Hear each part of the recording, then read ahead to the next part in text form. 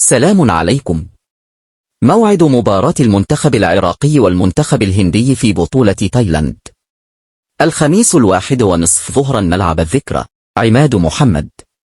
هناك أشخاص لا يحبون البلد ولا يحبون نجاح البلد ولا وصول عماد محمد للنجاحات التي وصلتها.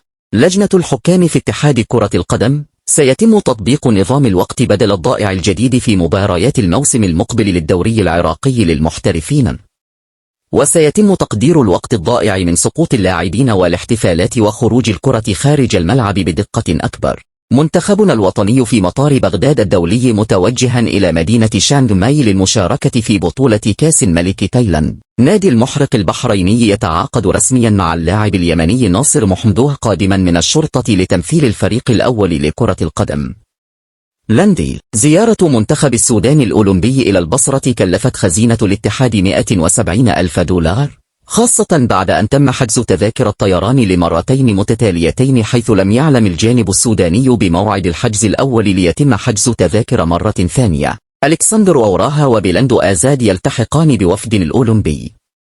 التحق مساء اليوم الأحد في الكويت اللاعبان ألكسندر أوراها وبيلاند حسن بوفد المنتخب الأولمبي الذي يستعد لخوض التصفيات المؤهلة للنهائيات. سعد حافظ.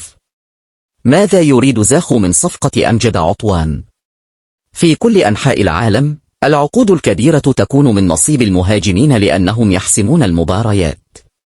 وهنا أنا أسأل، ماذا سيفعل أمجد عطوان؟ علي البليهي لاعب الهلال السعودي، ميسي ورونالدو وبنزيما كلهم عندي واحد لا أخاف. أحد. نادي زاخو يريد التعاقد مع علاء عبد الزهرة، وقد يتم الاتفاق بين الطرفين في الأيام القريبة المقبلة. الزوراء يكمل اتفاقه مع لاعب رديف روما الإيطالي السابق السنغالي لامين جونيور، ومن المؤمل وصوله إلى معسكر الفريق في دهوك الخميس المقبل. عبد الرحمن رشيد.